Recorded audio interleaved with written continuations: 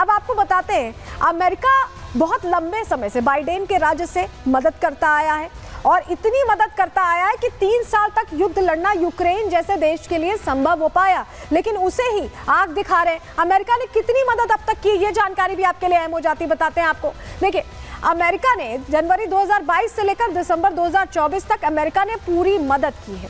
America ने Ukraine को 119.7 अरब dollar की सहायता दी, एडवांस हथियार सिस्टम दिए, टैंक मुहैया कराए, एयर डिफेंस सिस्टम दिया, युद्ध प्रशिक्षण भी दिया, जिससे जो लोग शामिल हो रहे थे इस जंग में, इतनी सेना नहीं है यूक्रेन के पास, वो भी इक्विप्ड हो पाए। युद्ध प्रशिक्षण उस लिहाज से भी दिया गया।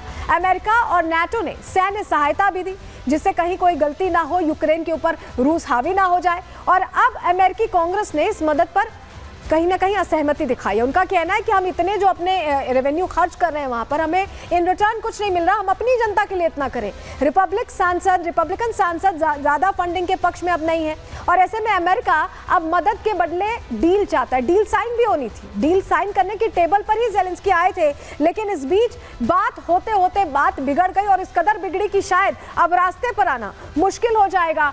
अब अगर ट्रंप साथ छोड़ रहे हैं तो ज़ेलेंस्की आगे क्या करेंगे, ये अपने आप में उनके लिए पसोपेश वाली स्थिति है, क्योंकि यूक्रेन इतना सेल्फ इक्विप्ड नहीं है कि वो रशिया जैसे बड़े देश के खिलाफ लड़ सके, और तब जब यूक्रेन का काफी हिस्सा रशिया के कब्जे में भी है। रिपोर्ट देखिए।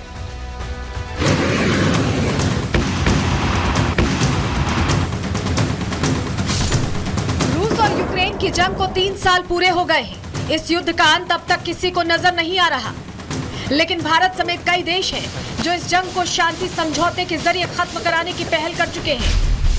भारत की राह पर अब अमेरिका भी चल पड़ा है, क्योंकि इस जंग का सबसे ज्यादा असर अमेरिका पर ही पड़ा है।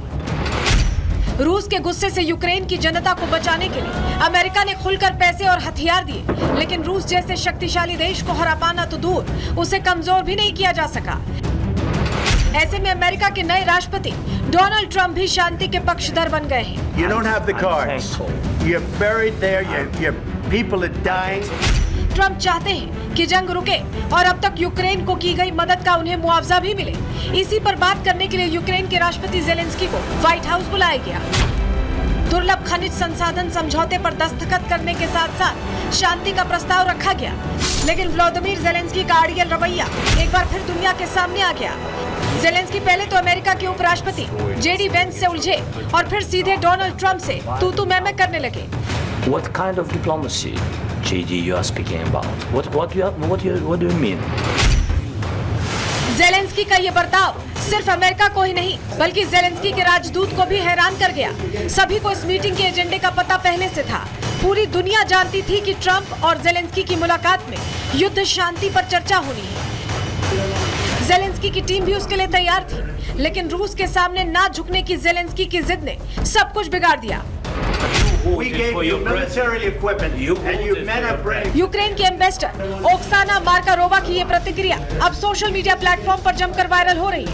इस बहस को देखकर यूक्रेन की राजदूत काफी निराश दिख रही हैं। वो अपना सर पकड़े हुए दिख रही हैं। शायद उन्हें समझ आ गया था कि यूक्रेन के लोगों को जंग से मुक्ति मिलने का यह अंतिम रास्ता अब बंद हो रहा है।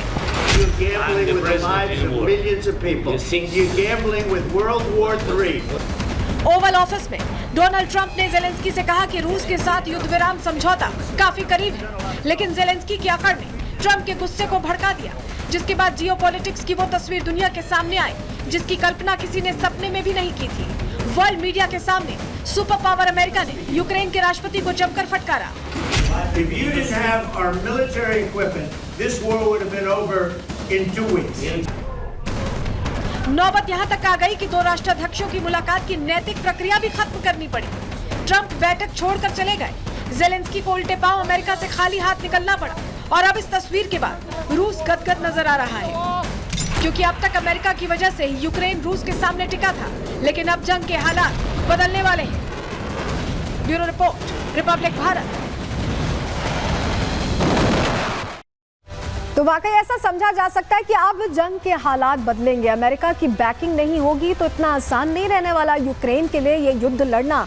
लेकिन रूस के लिए तो विन विन सिचुएशन है। क्यों मैं ऐसा कह रहे हैं, चलिए जानकारी आपके सामने रखते हैं, जल्दी से आपको बताते हैं।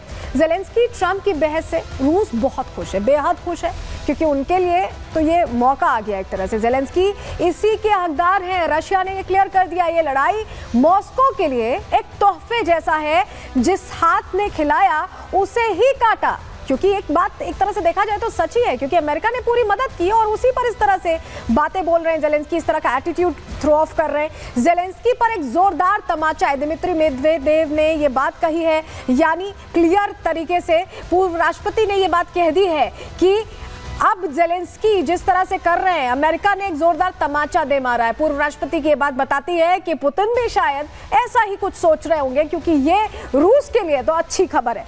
लेकिन अब आपको बताते हैं, अब क्योंकि रूस यहाँ पर एक तरफ न खुश दिखाई दे रहा है, वहीं यूएस जब अलग हो गया है, तो अब अंजाम क्या रहने वाला है, आगे का रास्ता ज़ेलेंस्की के लिए कैसे तय करना है, ज़ेलेंस्की को कैसे किसके साथ तय करेंगे, कौन से देश होने वाले हैं, चलिए आपको बता रहे हैं। क्योंकि अब बताया जा रहा है कि आयरलैंड साथ देने को तैयार है, ये जानकारी मिल रही है। इसके अलावा ऑस्ट्रिया भी कह रहा है कि हम साथ देंगे, कितना साथ देंगे अभी ये क्लियर नहीं है कि ये सैन्य साथ होगा या सिर्फ बातचीत वाला साथ होगा।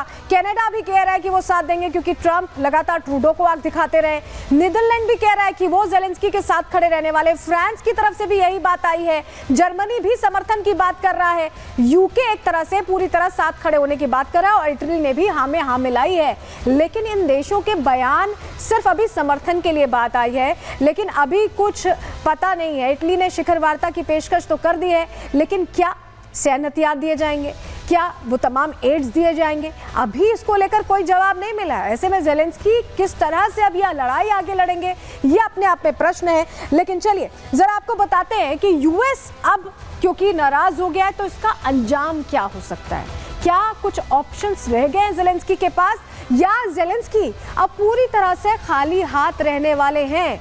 क्या होने वाला है ज़ेलेंस्की के साथ, चलिए जो जानकारी हमारे सामने आई है हम आपको बताते हैं। दरअसल अब अमेरिका जंग में क्योंकि अब साथ नहीं देगा, ये तो क्लियर हो गया है, क्योंकि जिस तरह से बातचीत हुई उससे ये क्लियर हो गया है। ज़ेलेंस्की अब यूरोपीय देशों के भरोसे रहने वाले हैं।